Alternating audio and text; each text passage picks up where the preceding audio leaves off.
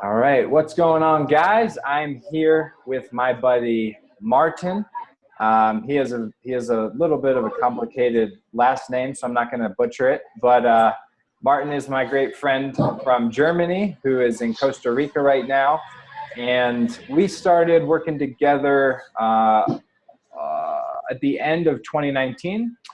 And he has a very inspiring story, as well as an impressive background in software and engineering. So I wanted to talk with Martin today to share a little bit about his background, his expertise, what he's learned over the past few months in going from sort of the one-man operator in his agency to really leveraging a beautifully designed team of 10, 20, 30 people all over the world. Right now he's in Costa Rica, loving life. And I'm really excited to dive into what Martin has achieved over the last few months and share some of his wisdom with you guys. So Martin, thanks for jumping on. Thanks for having me, Matt. Awesome, man. So yeah, Martin, so tell us a little bit about your background and how you eventually came across Different Hunger, and eventually we started working together. But yeah, just tell us a little bit about your background and who you are, what you do. Okay, so around 11 years ago, so I'm actually Danish, and 11 years ago I moved to Germany, to Berlin, to become musician and a freelance graphic designer. I'm self-taught, but very quickly I found out people just want websites. So around 11 years ago, I started making websites. That later become web apps. So for over 10 years, I've been a freelancer. But then 3 years ago, after, as a freelancer, I had some projects. It was going on and off, like wavy. It was okay. I was getting by. But 3 years ago, then I made a company, and I make a big step. I become an e-resident. So in Estonia, they actually made a digital nation. So for guys like us that are digital nomads, or maybe travel too much, maybe I didn't have an address for a while. I was just like, stay 3 months there, stay through. There's people living like that, like kind of homeless people, but are just great professionals traveling around. You can get a online company there, and an EU tax number, and a mail address, right? So, which is very difficult to live without. Sorry about the noise here, scooters. Anyway, so I became an e-resident, and I started the company. Just what I was doing before as a freelancer. I just made a company like that. So one-person company. I'm the only employed.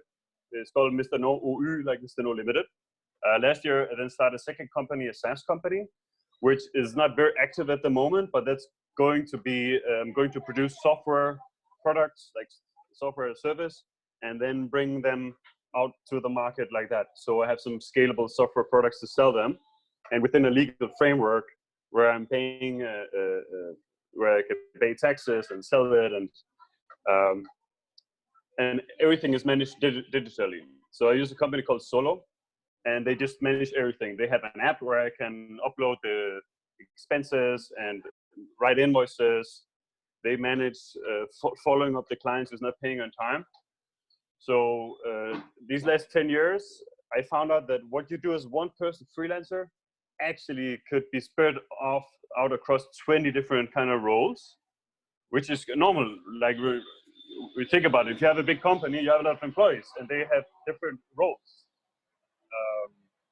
You're going to have one person who's doing accounting. You have one person caring about taxes. You're going to have one person taking care of legal advice.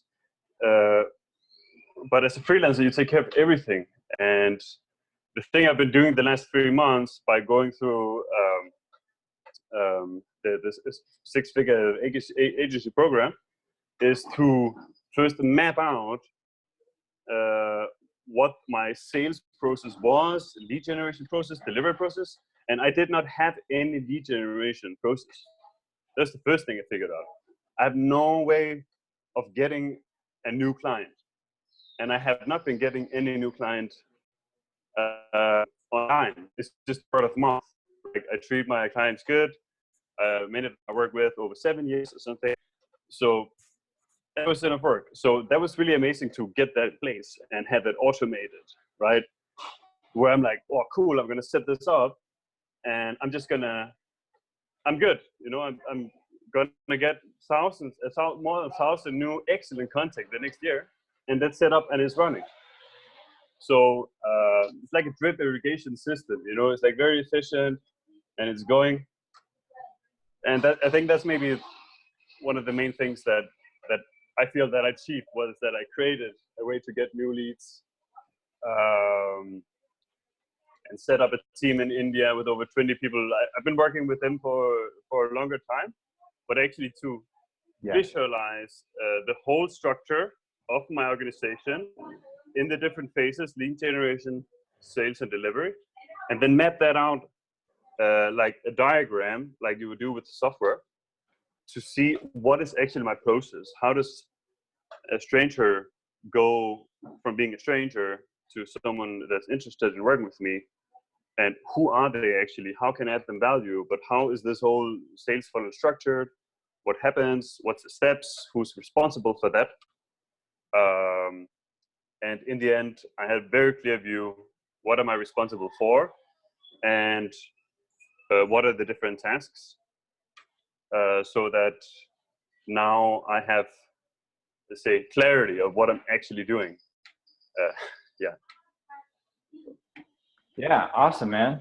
So yeah, I mean, I definitely want to dive into, everything you're talking about, and going from sort of a one-man freelance operation to very streamlined, very systematic processes. But let's rewind just a few months, and I mean, tell us a little bit about, where you were at before before we started working together. And like, what were some of the challenges that you were kind of facing? Because I feel like, the challenges you were facing are very similar to what a lot of typical freelancers and even small agencies are facing. So yeah, can you just elaborate a little bit on that for us? Yeah, so things were not bad. You know, I was having enough income with the company that I could reinvest around half of it back into business development and growth and research and developing. I developed several new software applications. So the last year I did a big pro bono project, made a social platform for the Estonian e-residency International Chamber Association, where I'm a member. So I felt really good. I felt like, wow, I have, I'm developing new stuff. I'm innovating out of my own pocket. I'm investing in securities of the business money. It's great. I'm paying myself a salary. Like, wow, it's really good. But still, the problem was that there's a direct correlation between the amount of hours I put into my business and the money come out of the end. So then I have a very good 2 months, and there's a lot of money coming inside. And then there's 2 months where I don't do any work, and I'm just developing new software or something like that. And so, whoa, there's no money coming in. And this is a problem, because I also did not have, as I said before, any way of generating new leads. So I was kind of depending on this, the fat cat, right? My main client giving me big software projects, like, very complex systems where you would have to know the organization and no one else can do it. Like, they would have to be trained. So like, I'm not going to lose that kind of projects because it's too complex, but still it's not consistent. There's like, here a week work there, 2 weeks work there. So that was the problem. It was stressing me a bit, because I want to keep being able to make new software. I want to make a SaaS business. And I know that once I do that, I need to put regular time to make sure that customers are happy, training people. There's a lot of stuff that needs to be done. So that new company I started, it was just like on a pause. I'm just paying the monthly fees for the bank account, for the registration, stuff like that. And there was €0 income so far, right? But I still didn't want to give up on it. So I had to find a way, how do I get that other business to just run? And it shouldn't be that it's, Martin working for you. Like, it should be still what I represent and the value I will usually bring. but without me having to spend all the time. You know, it's not that I'm someone special. All the people I work with, they do the thing they do better than I do, and that was always my point. But they're then a specialist. So, like, I'm decent at JavaScript, but I'm not like some master at all. Like, I can deal with it. I can also Google and find out how I can get it done. But so I have now a JavaScript expert, or with the WordPress, it's the same thing. And I found out that everything I'm doing in my business, I have to find someone who can do it better. And that's what I did one by one during the projects. And then when I was in India 2 months ago for a month, I was just sitting all day having meetings with all these people, going through the processes, or with copywriting, talking with them, trying to do anything I can to help them do the job better, but also make sure to say what is the requirements. To say, like, if it's like this, like this how I expect you to do it, right? And make sure what the expectations are, and here's the limit. If you cross that border, I will never work with you again. But otherwise, from that, we're all good. And just clearly define the boundaries, the processes, and prepare everything. And now I actually achieved that. So now I have teams for Flutter development, for app development, for React development, for WordPress development, for static websites, for landing page campaigns, for SEO, for content marketing, for like the only thing I'm doing myself now is, besides maintaining the system, is having a weekly or bi-weekly meeting with the teams to just see what are the results of the things we're trying to do, like inbound campaigns or AdWord campaigns, what keywords. And then I also made sure that these team people talk together with each other, so that what they're learning, that they can share that information with the designer and the copywriter, so that the one who's writing the blog is talking with the one doing the AdWords advertisement. Right. So when they find out what keywords are working well, they also have to talk with the ones designing the landing page for my business, but also to the ones writing the blogs for the future. So in that sense, it's pretty cool, because they're quite excited. They seem quite excited about it. And I think also it made a big difference that I actually went there and spent time and get to know the people. So yes, now I have to do the sales talks, and I send the invoices, and that's the things that rely on me. The rest I don't have to do. But I could involve myself if I want to go down and mess around. But I'm trying as much as possible not to do that.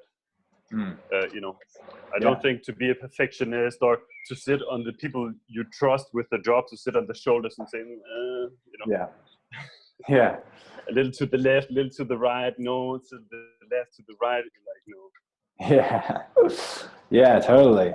Yeah, I mean, that's amazing, right? And, we were just talking earlier, you're in Costa Rica now, you said you're checking in like 10, 20 minutes a day, spending like 10, 20 hours a week max on the business, right? So tell us a little bit, or kind of walk us through, the transition that you went through from more of a freelancer and a lot of inconsistency in leads and inconsistency in new clients and projects, to now having everything just totally streamlined, outsourced, delegated, to the point that you only have to work a few minutes a day, and you're only spending time on sales and the whole machine of the business, right? So talk us through that transition that you went through.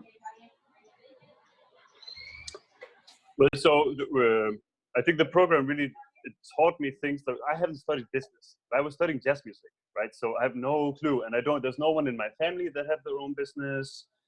Though I have no friends really. Like in Berlin, I got to know some friends who had little tech business, and I learned a little from them. I had some full-time interns, like 7 of them in total in Berlin, where people would write me, hey, I want to do an Erasmus internship with Mr. Noe graphic design. And I said, look, I'm just a freelancer. And they said, we don't care. It was maybe very hard to find something. But I said, yeah, but I'm working from my living room. He's like, okay, I don't care. So I was in my one-room apartment with 3 full-time graphic design interns in my living room. We were just sitting like doing, doing projects, but from home. So I had always been like that I didn't really know, I just asked people like, what do you need? And like, I need a CD cover. And they're like, I can do that because I know I can learn how to do that. Like I have visual skills and I know how to do other things and I can learn that. And I learned the first thing I did was just to master all the softwares. And that's how I get started with the craft. But I've never think anything about the business. So when I started the program here in the fall, I need some kind of lead process. Like I know I need leads. I know I need projects, but not how to go about it. I thought maybe I should do AdWords campaign. That seems pretty no-brainer. But what keywords should I choose? Who's actually the people that think about it? There's all these things that was just like, black area, smoke area. And doing the project was like, whoa, okay, yeah, it all made sense, right? But there's just never anyone to walk me through it, or any friend who said, hey, how are you doing your business? Oh, you don't have any lead campaign, or why are you doing all the work yourself? You should find someone. That's logical. You don't know how to run a business? Like, yeah, I don't. Really don't. So I need so much help. And now I'm just 75% through the program.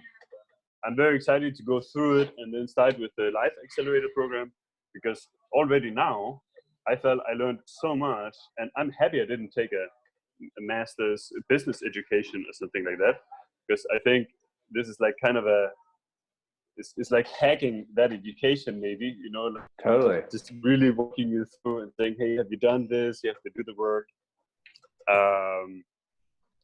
Exactly. So let's say the transformation really is first just a lot of knowledge, a lot of learning about what a business is and how you should run it and how you should not. And also, one thing that's really stick in my mind is this view of 3 different ways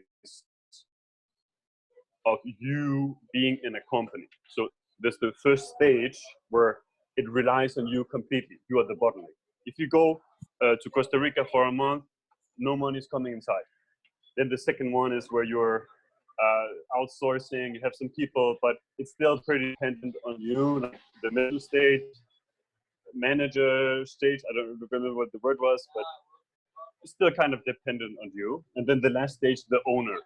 That's the cool one, right? Where you can lead and it's going great. You have actually created something that creates value and it's not just dependent on your time.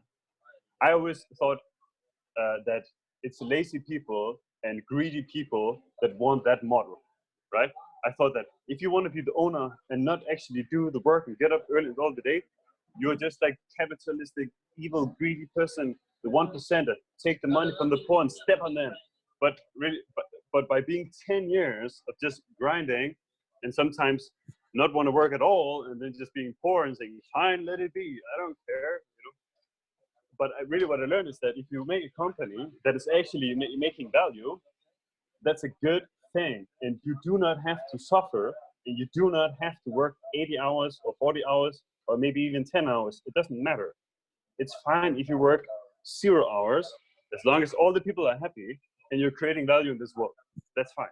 So there was also some of this guilt of wanting to not have to work hard. We're raised that working hard is like, it's a great value. But I'm like, no, I learned from software development that this the dry principle, don't repeat yourself. And I agree. If what my contribution to the world is, I have to get these 100 heavy stones up on top of the mountain, I think it's the same if I carry them one by one, or if I know some magic trick to just make them fly up there at once. Like, who is to say I have to add value and it has to take a long time, it has to hurt, maybe break my back? No. So there are some of these, a lot of information and mindsets that had to be rearranged, and that suffering for your company is not a virtue. It's like, why would you do that? You're going to be in a bad mood. It's going to affect your personal life. It's going to affect your clients. It's going to affect the people that work for you. So my main goal is, I became very selfish in the way that I say, I have to first care about myself. I have to allow myself to be selfish so I can be someone that can give, so that I can be something that can solve problems, so I can be that person that can come up with the new idea when that's needed. So now actually most of my days, like now I'm in Costa Rica, I'm enjoying the nature with my girlfriend, but when I'm home and working, my goal is to have nothing in the agenda. Nothing, no plans. Like the day before, I write a list what's important to do tomorrow. Could be maybe a meeting or something, but my goal is that the list is empty and I can just sit there. And I promise you, there's always coming something. Then there's coming some email. Then there's coming a new project, or there's some idea come in the mind, and I can actually be present in the moment and act on that. But this transition only happened because I found a way to clear my schedule. And before, my schedule was always too full. I always had too many things to do. And I think this is the main thing, to figure out what is it that is keeping you away from having nothing to do, because that's the state you want to be in at least once in a while during the day, so you can act on new things that are important. Could be a conversation with someone, could be you have to clean something, somewhere. It could be something tedious, you have to do shopping, or could be you need a nap. It doesn't matter, like anything that comes. And yeah, so it's really nice. Like I had 3 different goals when we started the program. I was a bit stressed, but still, it was the most financially successful year so far. But I know I can't keep doing it like that. I'm going to burn out in a year if I do like that. So that's why I need to level up, and I didn't know how, and I didn't know anyone who was at that stage. I have friends in the also work, had their own business and stuff like that, but I didn't know anyone who was actually that I could ask to guide me to the next level. And I've been following your newsletter for 1.5 years and had been considering it. I think maybe even I did a pre-qualification where I signed up for your program, but I was denied because I was making too few money, which I think is great, by the way. No, that's great, because it's like, no, you're not there yet where you need to level up. I was way too low. And what I then did instead of your program was I took a 5,000 euro loan to boost in my business. I talked with a consultant, and I did some online marketing. And within, I think, 3 months, I had paid the loan back already, and things were going again. And then I was having enough work since then. Yeah. So the main transition is I achieved this. I have a very easy workload. I can basically choose whatever I want to do or do nothing at all. So now how I set it up, I think anyone listening to this and are working, they will love this. So yeah, I'm just very lazy. I'm very lazy, but I'm also very efficient at the same time. So I said, how easy could it be? How amazing could my life be? Right, my job. So I said, well, I want to just the perfect people, the perfect client with a lot of money in the right industries to just appear as a 15-minute sales call in my calendar whenever in a time slot I want, and I don't want to do anything with it. It just has to happen like magic, and that's how it is now. So the whole setup I made is all automated, but there's also 5 people working on getting those leads in. So it's not like that, right? There's one managing the automation part. There's one managing SEO. One is doing. There's people taking care of everything that needs to be done. But I want this magic to happen for me. I'm using Zapier automation, connect different tools that I set just a time slot that you can have a sales call with me. And at the moment, I just put a 2-hour window, 10 to 12. That's when I want to talk with potential clients. And then if they are pre-qualified, they have already gotten a quote. I set up a calculator to get the quote before, so I know they have the money, they saw the price. Then they can make a sales call with me, and we can talk. And if not, then I don't want to talk with them. And what has actually happened is I don't have a lot of sales calls, and the only one I got became like the perfect strategic partner with a huge network. So if it keeps on like that, and I have one sales call a week or a month or something, that's okay. As long as it's bringing in growth and new clients. Yeah, and it really opened up my mind a lot to say, well, don't think you have to do anything in any way. Don't think you have to do anything at all, right? And really to say, what is your time worth? And ask my girlfriend that, how much time is your worth? She said some number, right? And I said like, okay, well, one thing's for sure, you're not going to get more, right? Yeah. But the other thing is, if your number is quite high, you have to find out how can I make it that valuable. You also shared one, the 25K in 25-hour cheat sheet. Yep. Which is like, just like the philosophy behind that is also kind of the process that the program helped me to go through, which is basically to say, what are the most valuable things I'm doing, and is there a way I can avoid doing the rest? Totally. And anyone listening to this, really like write a list of the things you're doing in the day, saying, what is really valuable for you. There's also the Eisenhower principle. You can use that to make like a matrix like that. I used that years ago. But just stop doing things that are not important, not valuable. And if you see that the things that could be really, really valuable, and you see that you don't have the time to do it, that's like when you really need to take pull the emergency brake. Right. Yeah, totally.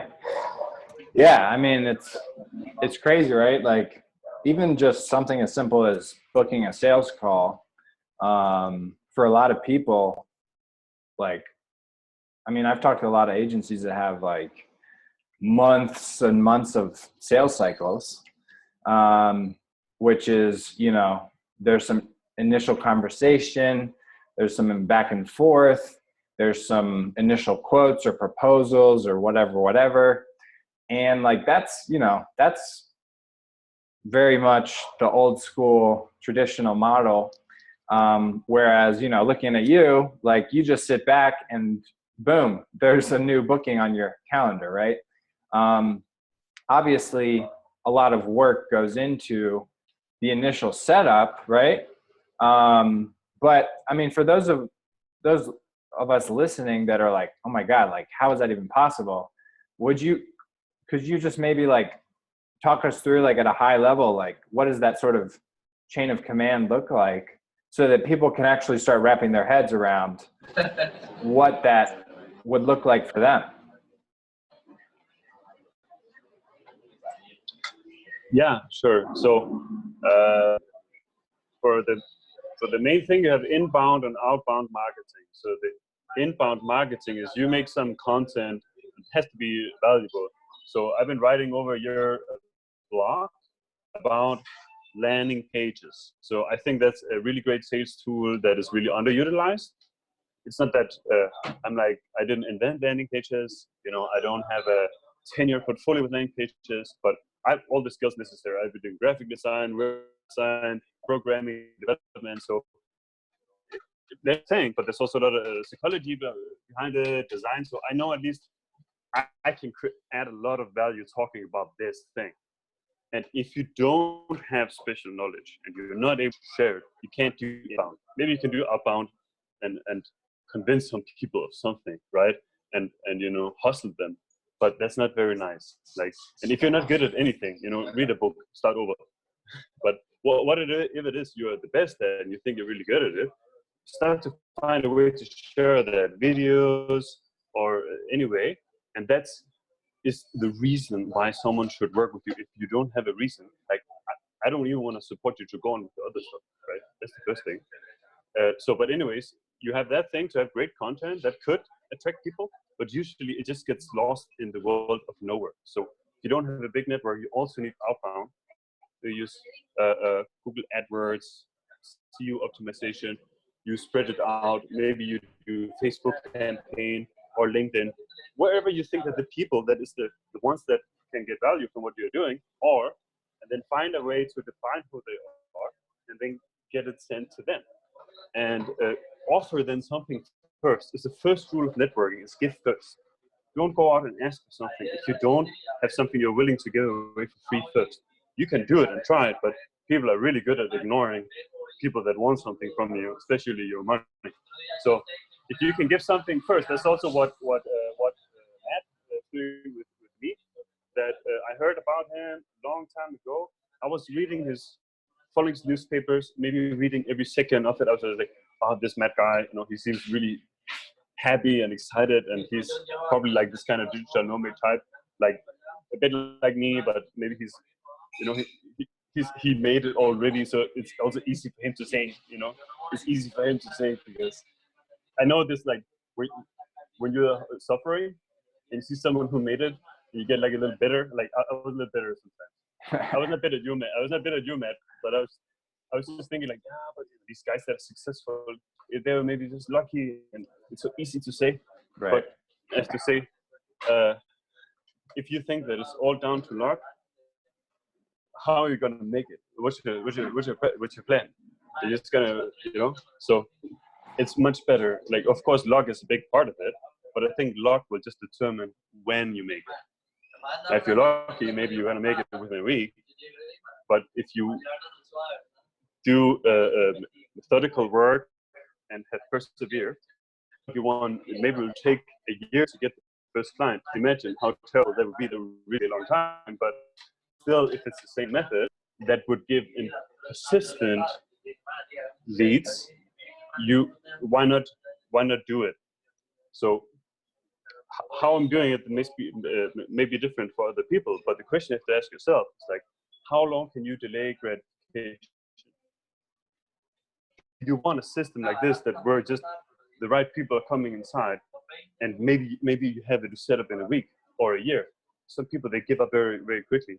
They don't deserve it, right? It's not going to happen. But even if you can't figure it out, or there's so much technology, or it's complicated, I tell you, it's getting so easy nowadays because there's so many third-party solutions. The only thing is you maybe have to be willing to invest over 100 euros a month on fees for online software for SaaS products. And that was one thing I didn't want to do before, because I was like, 100 euros extra a month, that's a lot of money. But it's a lot of money if you go shopping in the grocery market. But it's not a lot of money if you're talking about leads or you know, making 6-digit business over a year's time, right?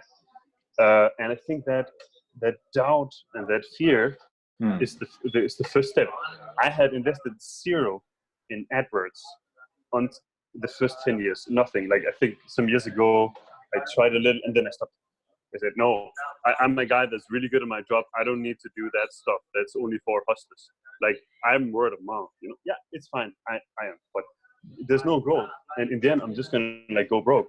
And I could really like, maybe it's actually worth something what I'm doing.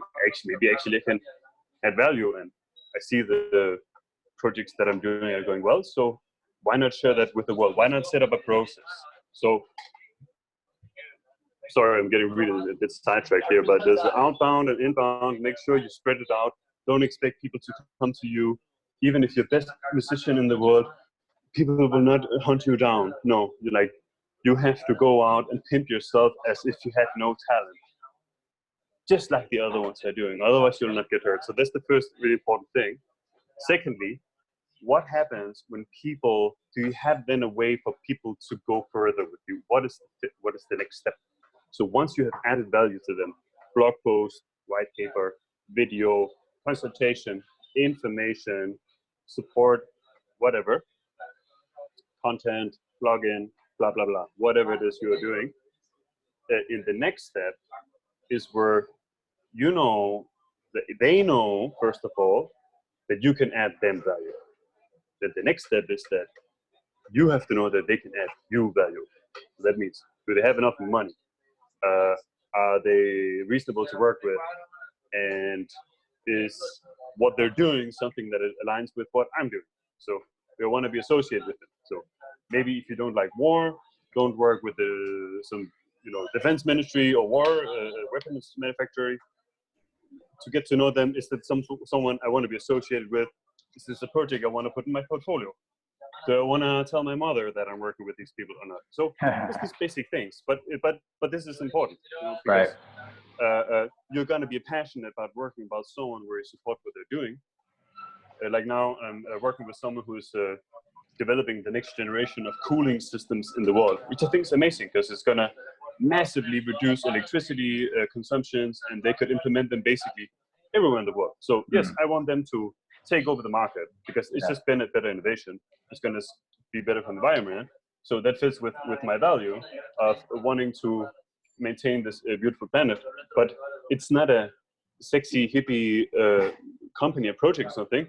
I just think that the net profit of what they're doing is valuable, and that's very important for me.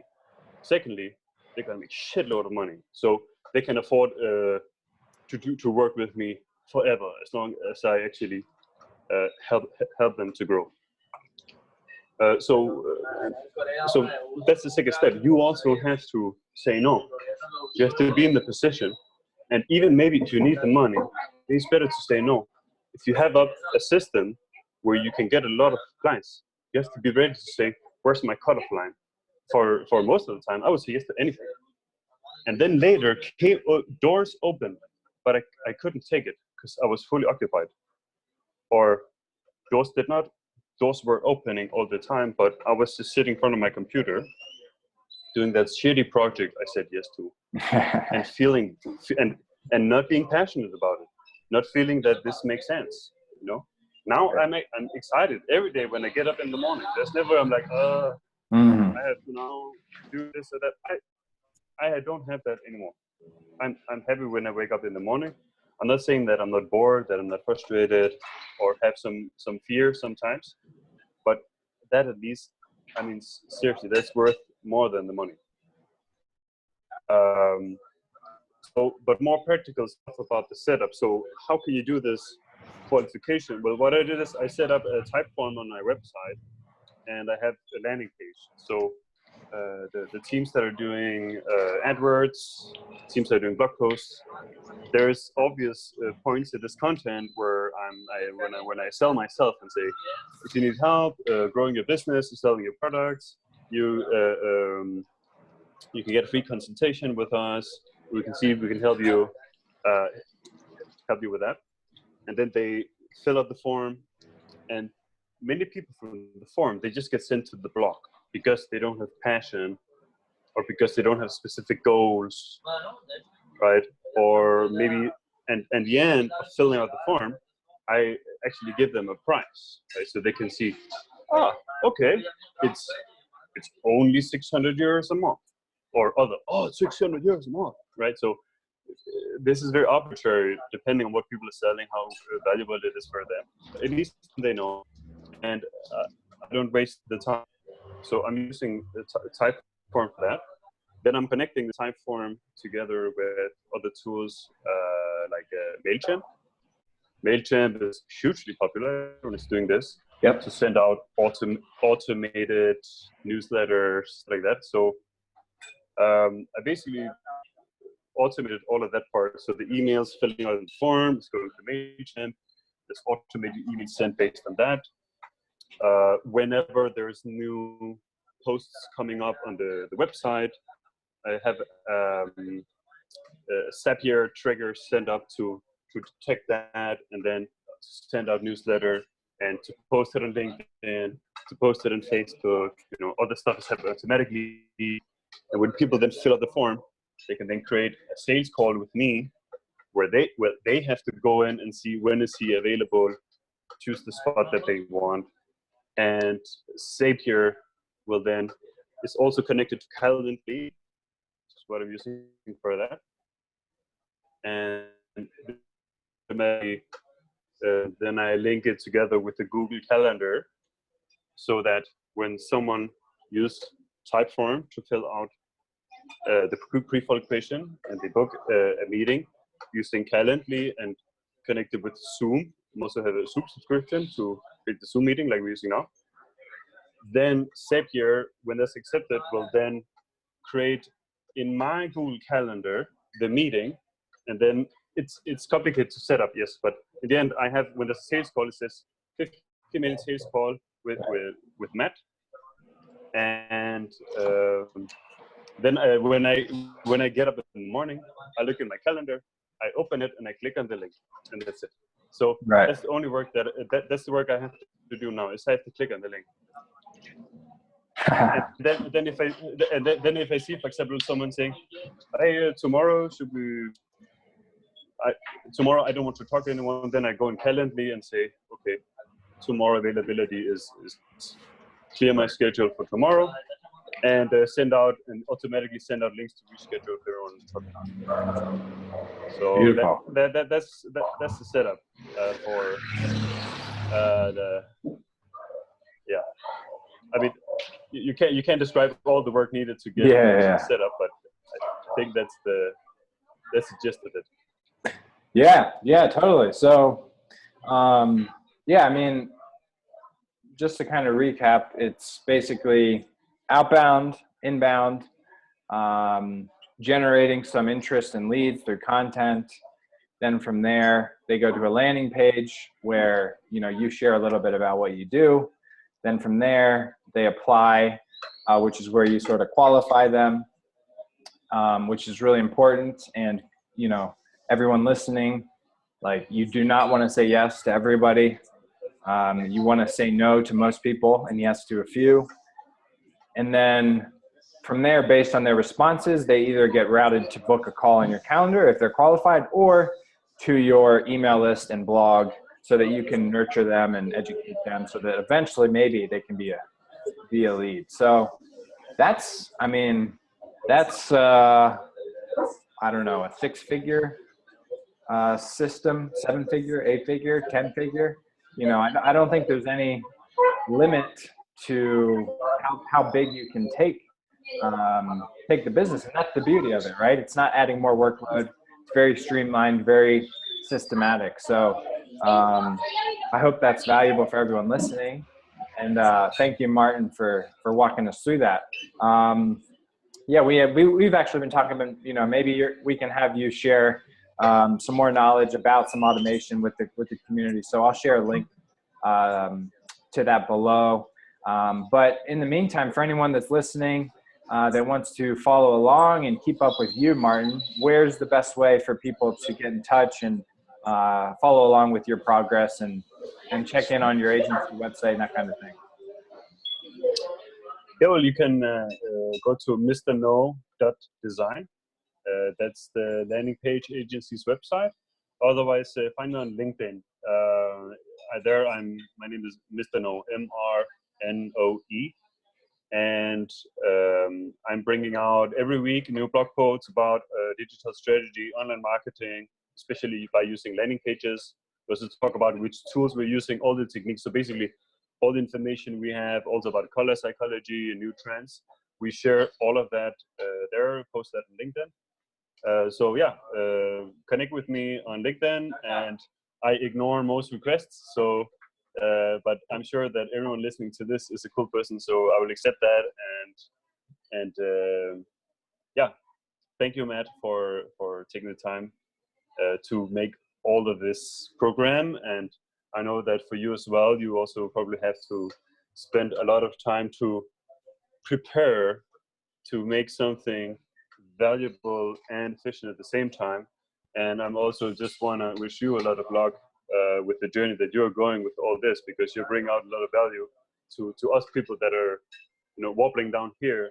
And I just want to thank you for that, and keep going. And I'm looking very much forward to follow what Different Hunger is doing and the new academy are going to set up. So thank you as well.